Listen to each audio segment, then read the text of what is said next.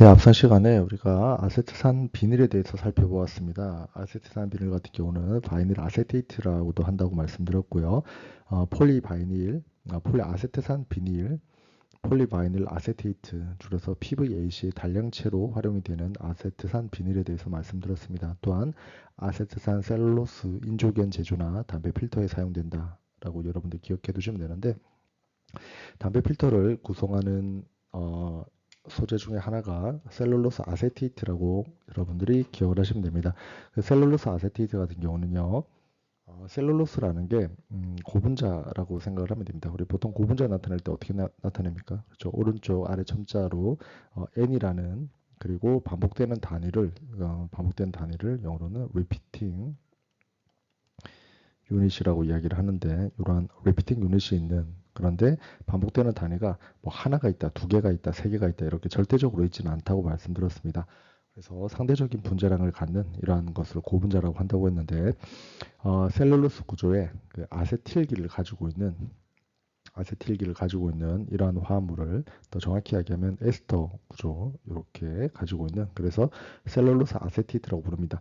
이러한 셀룰로스 아세테이트를 다음과 같이 반응을 하게 되면, 가수분해하게 되면, 가수분해라는 게 이렇게 말씀드렸죠. 물을 가해가지고, 쉽게 말하면 물이라든지 아니면 OH를 가해서 다른 물질에 반응을 일으키는, 이제 다시 얘기하면 여기서는 어떻게 됩니까? 그렇죠. 아세테이트기가 뭘로 바뀐 겁니까? 결국 OH기로 바뀌었죠. 이렇게 바뀌는 이러한 반응을 가수분해라고 한다고 했습니다. 그래서 정리해서 말씀드리면, 셀룰로스 아세테이트를 가수분해하게 되면 셀룰로스를 만들 수 있다라고 여러분들이 기억하시면 된다고 말씀드렸습니다. 그리고 그 셀룰로스 아세테이트가 나온 김에 최근에 제가 하고 있는 연구에 대해서 간단히 말씀드리면 다음과 같습니다. 그 담배 필터라고 말씀드렸잖아요. 그래서 담배 필터 같은 경우는 뭐라고 말씀드렸냐면, 어, 담배 필터를 구성하는 소재 중에 하나가 셀룰로스 아세테이트다, 이렇게 여러분들 기억을 하시면 되는데, 저는 어떻게 했냐면, 사용한 사용 후 담배 필터에서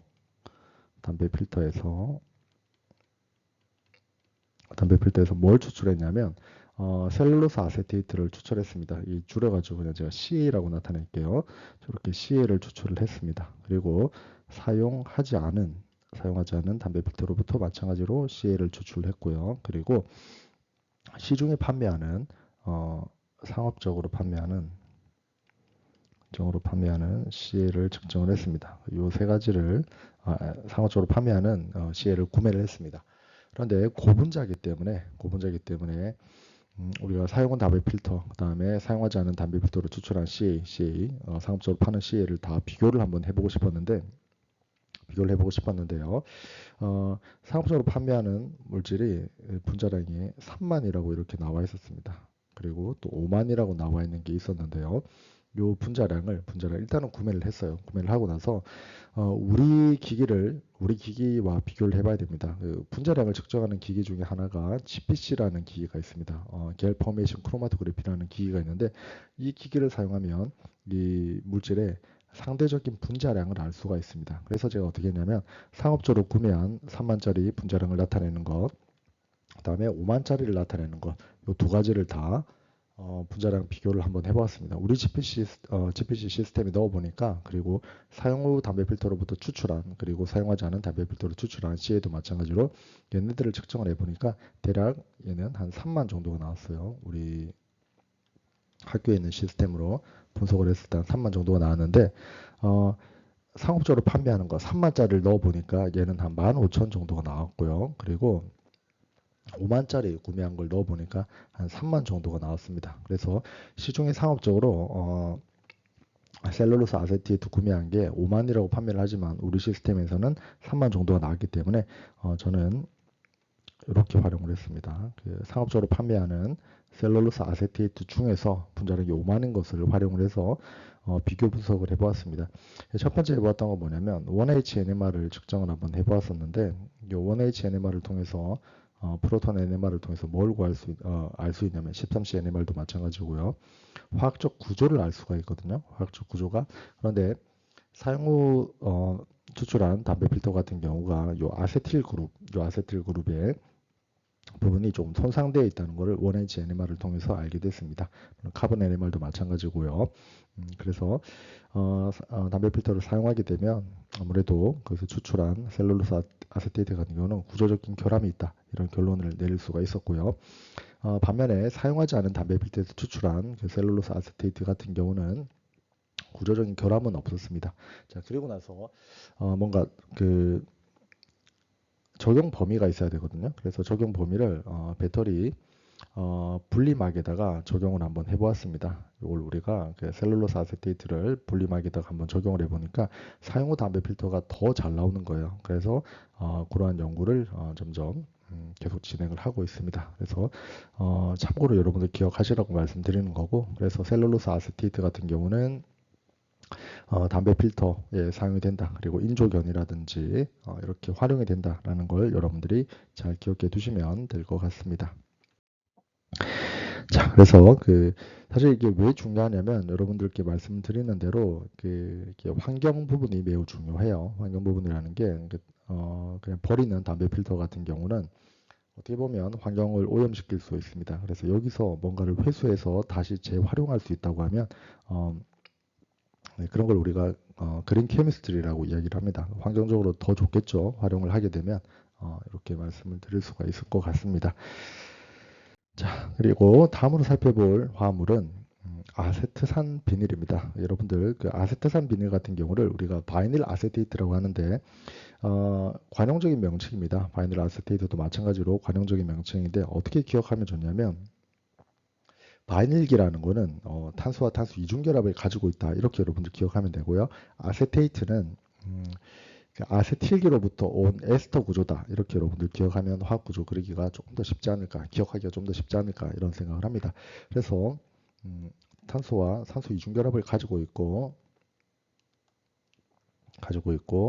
여기 R 같은 경우는 탄화수소라고 볼 수가 있고, 또 산소를 가지고 있고요. 그리고 R'을 가지고 있는, 물론 여기 R과 R' 같은 경우는 둘 다 탄화수소입니다. 탄화수소라는 게 탄소와 수소다, 이렇게 여러분들 보면 됩니다. 이런 것을 우리가 에스터라고 이야기를 하거든요. 에스터 구조.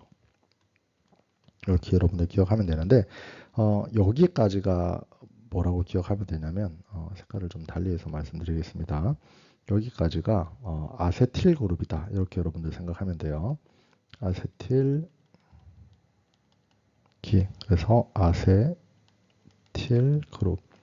자, 저는 이렇게 기억을 했습니다. 아세틸 그룹을 가지고 있는 에스터이기 때문에 그 부분이 AT로 끊는다, 이렇게 생각하면 여기까지는 아마 여러분들 이게 CH3일 때 이때를 우리가 아세틸 그룹이라고 이야기를 합니다. 자, 다시 말씀드릴게요. 여기까지 있을 때, 이렇게 있을 때 아세틸 그룹이라고 이야기를 합니다. 그렇기 때문에 여러분들 잘 알고 있는 아세틱 엑시드, 이 구조도 마찬가지로 이렇게 OH로 되어 있는 거를 아세트산이라고 이야기를 하잖아요. 뿐만 아니라 산이 아니고 여기가 H로 되어 있는 이런 것을 우리가 아세트알데히드라고 하는 것처럼 아세틸기를 가지고 있는 산, 아세틸기를 가지고 있는 아세테이트, 이렇게 기억을 하면 아세틸기를 가지고 있는 에스터이기 때문에 어떻게 볼 수 있다고요? 그렇죠? 아세틸기를 가지고 있는 아세테이트라고 해서 아세테이트, 자, 이렇게 여러분들이 기억을 하면 이 구조에 대해서는 여기까지는 아마 기억이 잘 될 겁니다. 그리고 바이닐기를 가지고 있다. 그럼 다시 이야기하면 탄소와 탄소 이중결합을 여기에 가지고 있다 라고 기억을 하면 나머지는 수소로 가지고 있는 이러한 구조를 우리는 뭐라 부른다고요? 아세트산 비닐, 바이닐 아세테이트라 부른다. 이렇게 여러분들이 기억을 하시면 될 것 같습니다. 그런데 이러한 아세트산 비닐 같은 경우는 대부분의 용도는 뭐냐면, 아세트산 비닐 같은 경우는 폴리아세트산 비닐을 만드는데 전환이 된다라고 여러분들이 기억을 하시면 되는데, 이 폴리아세트산 비닐 같은 경우는 제가 이렇게 기억하라고 했죠. 어떻게 기억하라고 했냐면 탄소와 탄소 여기 결합이 하나 더 있어야 되는데요. 이중결합을 가지고 있는, 자, 다시 얘기하면 에틸렌 구조 같은 경우를 한번 기억을 해보면 중합을 하게 되면 뭘 만들 수가 있다고 했습니까? 폴리에틸렌을 만들 수 있다 라고 말씀드렸던 것처럼 탄소와 탄소 이중결합이 있다. 그럼 어떻게 생각하라고 했죠? 단일 결합으로 바뀌면서 어떻게 된다고 했습니까? 반복되는 단위가 있는 고분자가 된다. 그래서 이런 것을 우리가 에틸렌이라고 부르고요. 요거를 폴리 에틸렌이라고 부른다. 이렇게 여러분들 기억하라고 했죠. 안 적어주네요. 폴리 에틸렌이라 이렇게 말씀드렸습니다. 마찬가지로 여기도 마찬가지로 요 부분이라는 게 여기까지가 어떻게 돼요? 그렇죠? 이중결합으로 만들고 요 부분만 남아 있다라고 여러분들 기억을 하시면 될 것 같아요. 요거는 고분자니까 다시 볼게요. 요 부분이 어떻게 됩니까? 그렇죠? 에틸렌이 폴리에틸렌 되었던 것처럼 이 부분이 어떻게 됩니까? 그렇죠. 단일 결합으로 쭉 연결되어 있는 이 부분 형태가 될 거고, 그리고 나서 아래쪽에 뭐가 있다고 생각하면 됩니까? 요 아세테이트기가 붙어 있다고 생각하면 되겠죠. 그러니까 계속 반복되는 단위가 만들어지는, 그런데 어디서부터 만들어졌습니까? 바이닐 아세테이트부터 만들어졌기 때문에 폴리 아세트산 비닐 폴리바이닐 아세테이트라고 한다. 이렇게 여러분들이 기억을 하시면 될 것 같습니다. 자, 그런데 이러한 PVAC를 하이드롤리시스, 이걸 우리가 가수분해라고 번역을 합니다. 시스라는 게 끝에 시스라는 게 뭐라고 생각하면 되냐면 자르다라고 생각을 합니다. 그래서 물을 넣어서 물 또는 OH-를 넣어서 다른 어떤 물질의 부분을 변형을 시킬 때 자를 때 이런 것을 가수분해라고 한다. 이렇게 기억을 하시면서 PVAC를 가수분해하면 뭘 만들 수 있냐면 PVOH 또는 PVA라고 부르는 이러한 구조를 가진 화합물을 만들 수 있다라고 볼 수가 있습니다. 그래서 폴리바이닐 알코올을 우리는 줄여서 PVOH, 우리가 메틸기를 가지고 있는 알코올을 우리가 메탄올이라고 이야기를 하잖아요. 이렇게 메탄올이라고 이야기를 하는데요. 메탄올 이렇게 이야기하는데 이걸 또한 어떻게 나타낼 수 있냐면 메틸기를 가지고 있는 알코올이라고 해서 메틸 알코올이다. 자, 이렇게도 나타냅니다. 그래서 메틸기를 우리가 줄여가지고 어떻게 나타내냐면 대문자 ME를 나타내고요. 알코올을 OH 이런 형태로 나타낼 수가 있습니다. 그것처럼 마찬가지로 폴리바이닐 알코올이라고 해서 폴리바이닐을 줄여서 PV 대문자를 적고요. 알코올을 OH 이렇게 나타낼 수가 있습니다. 그래서 PVOH로 나타내고요. 폴리바이닐 알코올을 또한 어떻게 나타내냐면 PVA 알코올의 대문자 알코올을 대문자 A를 써서 이렇게 나타내기도 한다라고 기억을 하시면 될 것 같습니다. 자, 요약 정리해서 말씀드리면 다음과 같습니다.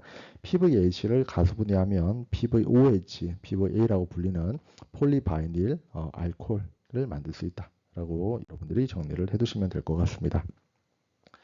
이러한 PVAC 같은 경우는 페인트와 결합제의 부산재로서 또는 페인트의 원료로서 사용이 되게 됩니다. 그래서 염화 비닐이라든지 아니면 에틸렌, 아크릴, 에스터 등과 공중합체를 만들기도 합니다. 그래서 예를 들면 PVC라는 게 있는데요.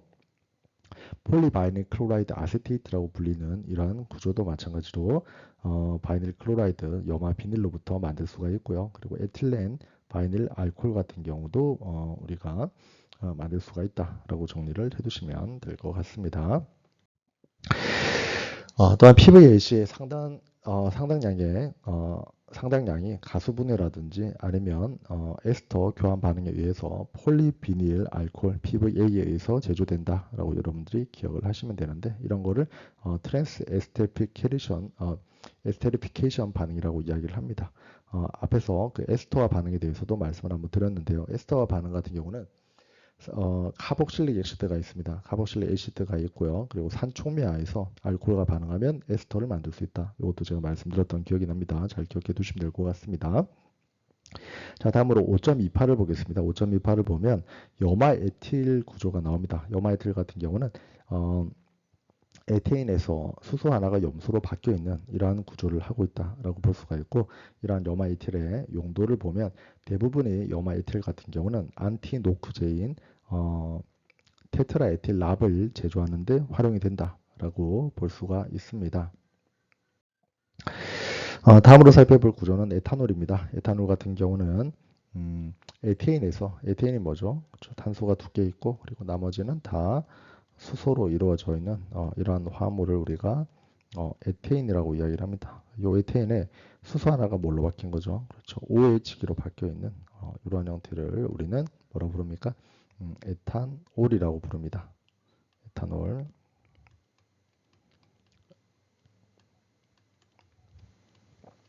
또는 그렇죠. 에틸기를 가지고 있는 알코올이기 때문에 에틸알코올이라고 이렇게 부르고요. 에틸알코올이라고도 부르고 에틸기를 ET 대문자 E 쓰고 소문자 E를 쓰니까 T를 쓰니까 이렇게 ETOH라고도 부르기도 합니다. 이러한 에탄올 같은 경우는 어떻게 만들 수 있는지 보면 크게 두 가지 방법으로 만들 수 있습니다. 첫 번째 방법 같은 경우는 간접수화법인데요. 간접수화법 같은 경우는 에틸렌과 황산이 반응을 합니다. 그리고 나서 만들어지는 중간체를 다시 에틸렌과 반응을 합니다. 그리고 나서 또한 물과 반응하게 되면 에탄올을 만들 수가 있습니다. 이러한 방법을 우리는 간접수화법이라고 이야기를 합니다. 이렇게 이야기하고요. 직접수화법 같은 경우는 에틸렌에 산촉매하에서 물을 바로 넣어주는 이러한 방법을 통해서 우리는 뭘 만들 수가 있습니까? 그 에탄올을 만들 수 있다라고 여러분들 기억하면서 요건 아마 잘 기억하실 겁니다. 이 산촉매하에서 반응을 하면 어떻게 되죠? 그렇죠. 중간체로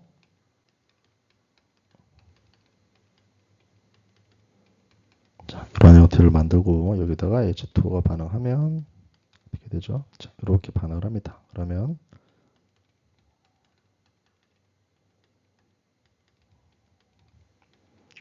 OH 이렇게 만들어질 텐데 이렇게 더 정확히 하면 이렇게 만들어집니다. 그리고 나서 H2O가 산소 있는 비공유 전자쌍에 프로톤 하나를 더 떼면 결국에 뭐가 만들어집니까? 위에다가 한번 적어 볼게요.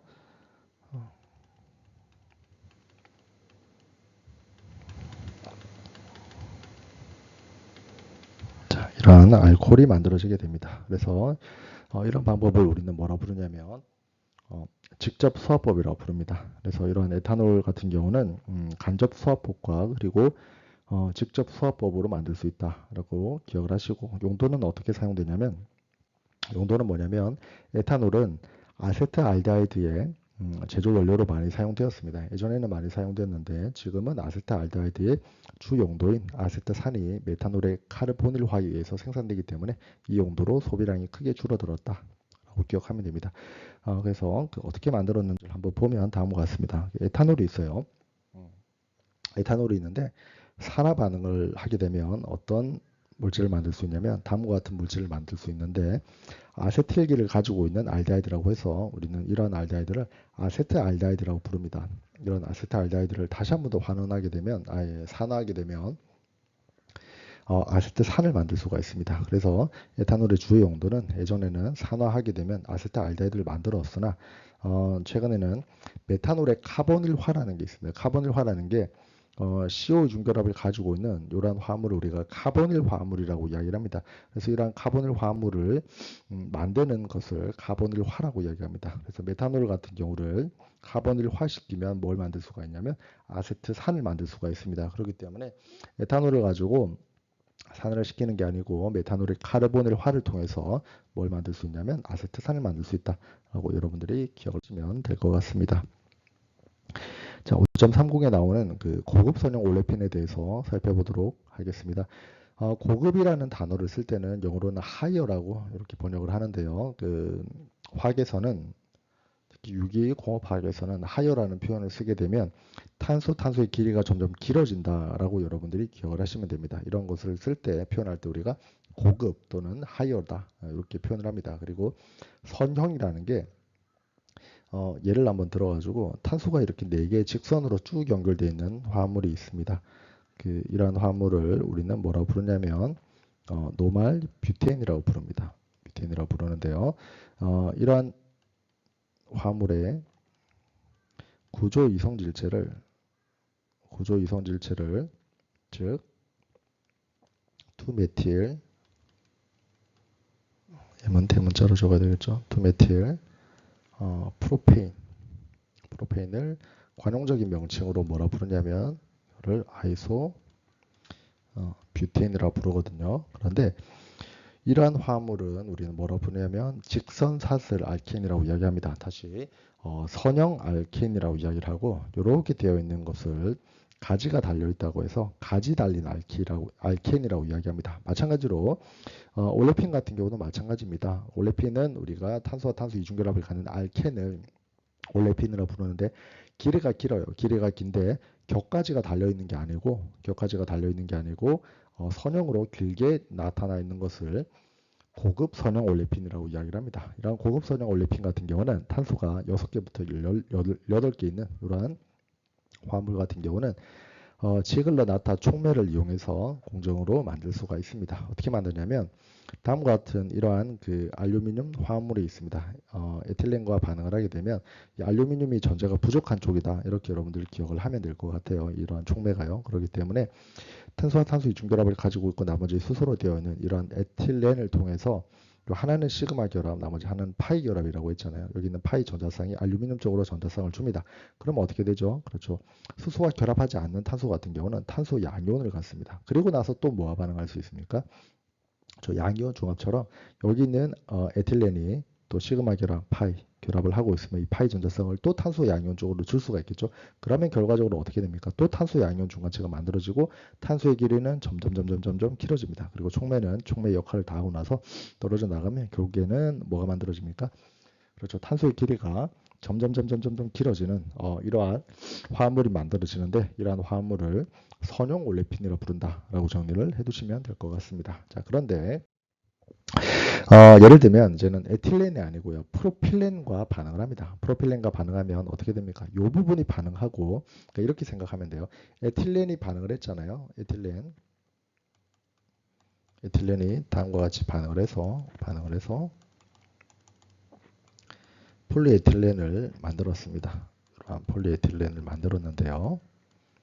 그러면 프로필렌 같은 경우는 어떻습니까? 여기 수소 대신에 메틸기가 하나 있는 거잖아요. 그러면 이러한 형태로 만들어지게 될 겁니다. 자, 이렇게 기억을 하면 되겠죠. 그렇기 때문에 우리는 에틸렌을 통해서 에틸렌을 통해서 폴리에틸렌을 만들 수가 있고 프로필렌을 통해서는 폴리프로필렌을 만들 수 있다. 그런데 폴리프로필렌 같은 경우는 이렇게 격가지가 있으니까 이런 올레핀을 뭐라 부르냐면 앞서서 에틸렌을 통해서 만들었던 폴리에틸렌 같은 경우는 선형 올레핀이라 부르는데 프로필렌을 통해서 만든 올레핀 같은 경우는 고분질 같은 경우는 가지 달린 올레핀이라 부른다라고 정리를 해두시면 됩니다. 자, 다음으로는 5.30을 보겠습니다. 5.30에 보면 그 술포나 반응 뭐 이런 게 있습니다. 그래서 만들어진 화합물 같은 경우는 선형 알킬 벤젠 술폰산으로 그 줄여가지고 리니어 알킬 벤젠 설포 네이츠라고 해서 LAS라고 부릅니다. 이거는 계면 활성제로 사용이 된다라고 볼 수 있는데 일단 술포나 반응부터 한번 보도록 하겠습니다. 술포나 반응 같은 경우가 벤젠이 있어요. 벤젠이 있고 여기다가 무슨 반응을 하냐면 우리 보통 E 플러스로 나타내면 얘는 일렉트로 파일을 이렇게 나타내기 때문에 얘는 친 전자체다. 이렇게 여러분들 기억을 하면 됩니다. 그래서 이렇게 반응하면 어떤 반응이 일어나냐면 수소 하나가 E 플러스로 치환되어 있는 수소 하나가 2로 치환되어 있는 친전자체로 치환되어 있는 반응을 합니다.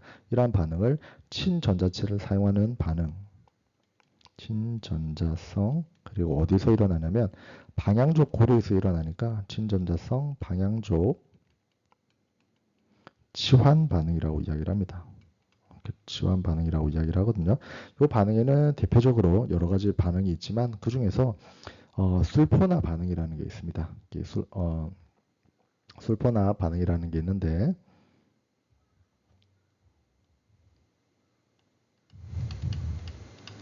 요거는 술포니케이션이라고 술포나 반응 술포나